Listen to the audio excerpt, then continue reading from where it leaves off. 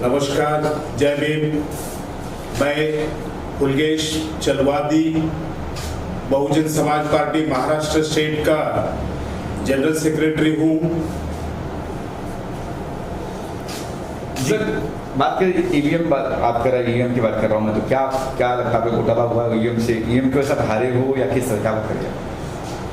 यहाँ पे मैं सभी मेरे उपस्थित पत्रकार भाइयों बहनों से मैं कहना चाहूँगा,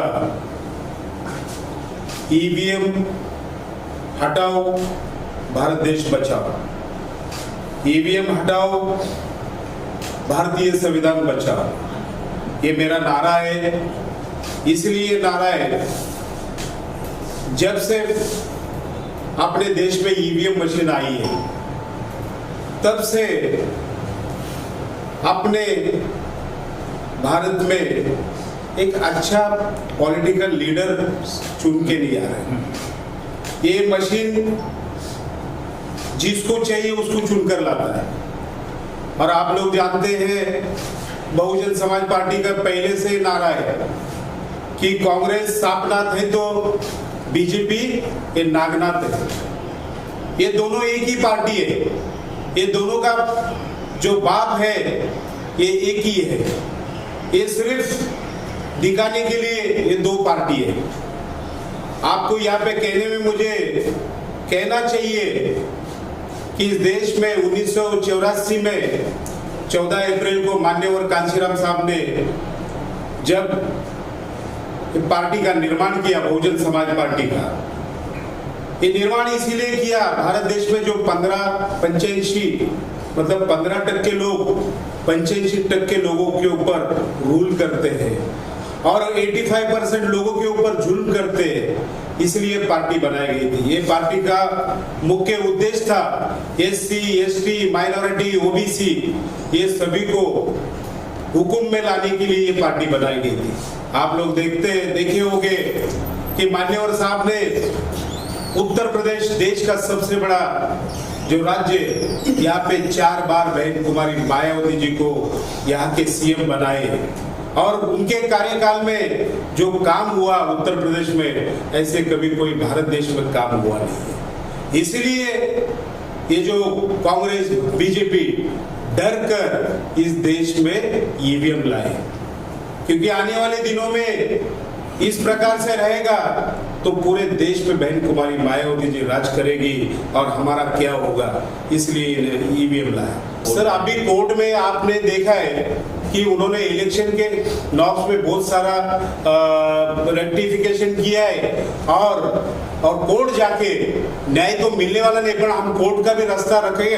पर जब तक सारे जनता रास्ते पे नहीं उतरते तो ईवीएम हटाना मुश्किल है। और आपको ये भी कहूंगा, बहन कुमारी मायावती जी इस ईवीएम के खिलाफ कोर्ट में चल रहा है, उन्होंने जो ये दाखिल किया है, और हम भी पुणे की तरफ से सभी उम्मीदवार मिलके हम भी इसमें कोर्ट में जा रहे हैं। सर, क्या ऐसा होता है? ईवीएम ही होता सब कुछ, तो फिर और जगह सरकार नहीं आई, कई जगह सरकार नहीं आई उनकी, तो वहाँ पे क्या होगा? सर देखिए, सर ये लोग बहुत शातिर लोग हैं।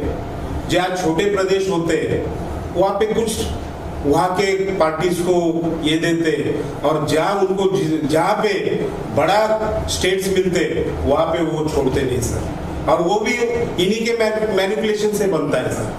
और ये कैसा, ये जब समझो वहाँ भी मैनिपुलेशन दिखाएंगे पूरा, तो देश में लोगों में इसका ये हो जाएगा।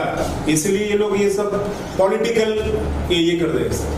सब पुणे से मुंबई आए खास किस वजह से? यही कहने के लिए प्रेस को या कुछ और ही बातें हैं? सर मैं तो देखिए, मैं एक्चुअली बॉम्बे इसलिए आया। बॉम्बे ये देश की आर्थिक राजधानी है, और जो बॉम्बे में बोला जाता है वो पूरा देश ही में, पूरे वर्ल्ड में मालूम हो जाता है।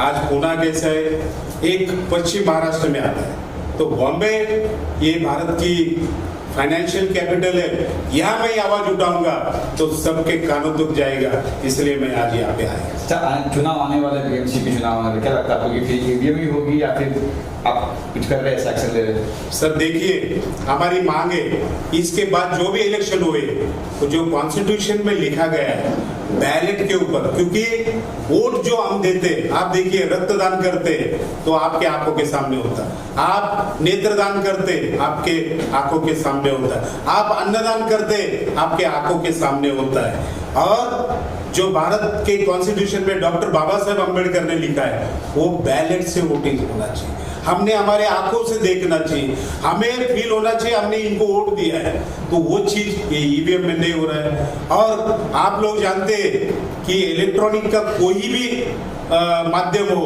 उसको मैनिपुलेट किया जाता है, तो ये मैनिपुलेशन के लिए इन लोगों ने लाया, इसलिए बंद होना चाहिए। सर देखिए, आप जो कह रहे हैं वो इलेक्ट्रॉनिक मशीन पे दिखता है सर। आज आप घर में टीवी लगाओगे, टीवी लगाने के बाद जो पोस्टर आपको अभी दिखेगा टीवी लगाने के बाद, वो कुछ देर के बाद डिसअपीयर होता है सर, दूसरा आ जाता है। तो उसी प्रकार से सर ऐसा रहता था कश्मीर और झारखंड बीजेपी क्यों हाथ से जाने? सर मैं इसके पहले भी आपको कहा कि वो लोग पूरा ही मैनिपुलेशन नहीं करते सर, क्योंकि जो राज्य में ज्यादा सीट्स होते हैं तो वहीं पे वो लोग ये करते हैं, क्योंकि वो शातिर लोग हैं। आपको मैंने कहा लोकसभा चुनाव में जो प्रतिष्ठा की सीट थी, उत्तर प्रदेश की सीट है, बीजेपी ने जानबूझ के गंवा दिया गया। सर वो ये तो मैं कहूंगा जानबूझ के ही गंवाए उन्होंने सर, क्योंकि पब्लिक में अवेयरनेस नहीं आना चाहिए, पब्लिक को ये उनका जो चोरी है पकड़ा नहीं जाना चाहिए,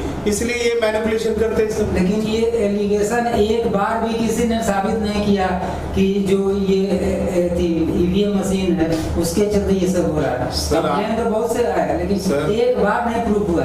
टेक्निकल एक्सपर्ट्स जो है उन्होंने कहा कि ये संभव ही नहीं है। आप बोलते हैं जिसको जांच करने की कोई मशीन नहीं है, तो जब ईवीएम मशीन जांच करने की मशीन नहीं है, कोई एक्सपर्ट नहीं है, तो उसमें फ्रॉड करने की मशीन और एक्सपर्ट कहाँ से आ गए?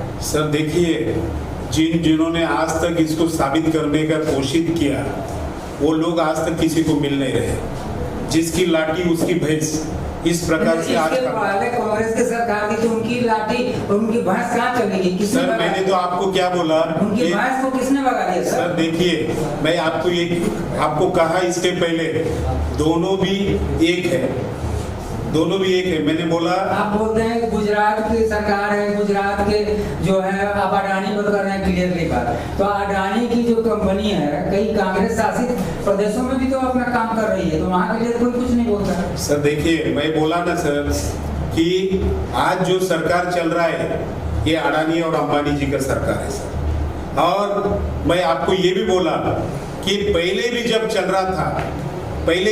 रहा था हम लोग कहते कि कांग्रेस को सांपनाथ कहते और बीजेपी को नागनाथ कहते, कि ये दोनों का मैनिफेस्टो एक है। सर यूपी में उसी नागनाथ के भरोसे आपकी मायावती बहन ने 2 बार सरकार बनाई थी। सर ये तो आरोप है सर, आरोप है कि आरोप है सर। देखिए सरकार उनके समर्थन से बनी है, आरोप नहीं। सरकार जब बनी है, देखो सर कि सुनिए 2.5 वर्ष का था, जब मायावती जी का 2.5 वर्ष पूरा होगा उन्होंने विड्रॉ कर दिया कि नहीं हम नहीं अब आपको समर्थन देंगे। देखिए सर ये बात है बहन जी की बात, दोनों पक्ष को साथ में लेकर एलिगेशन लगाइए ना। सर देखिए, मैं तो सीधा ही कहता हूँ कांग्रेस सांपनाथ और बीजेपी नागनाथ, और आपको ये भी कहा है कि ये दोनों एक ही बाप के बच्चे, और वो ठीक है, वो आपका अधिकार है, जो कहिए बाप के दादा के कहिए, वो उससे हम लोगों का कोई अधिकार नहीं बोलने का।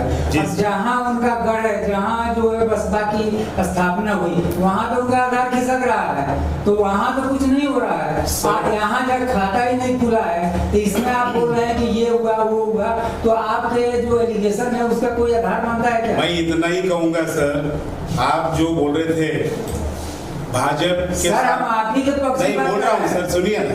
नहीं हम ये ऐसा इसलिए बोल रहे हैं ताकि हम पर कोई ये ब्लेम नहीं करे कि आप पक्षपात को रिपोर्ट लिख रहे हैं या बोल रहे हैं। हम क्रिटिसाइज इसलिए आपका कर रहे हैं ताकि सही बात आप समझ सकें। आप अपनी पार्टी के लिए, मायावती जी के लिए समर्पित है, वो बात अलग है, लेकिन जो फैक्चुअल जो तथ्य बात है उसको देखकर आप बात कीजिए ना। सर मैं इतना ही कहूंगा, आपका सवाल का जवाब बैलेट से मतदान हो गया है, यूपी में दिखेगा कि किसकी सरकार आती है। तो इसलिए हमारी मांग है कि बैलेट से होना चाहिए।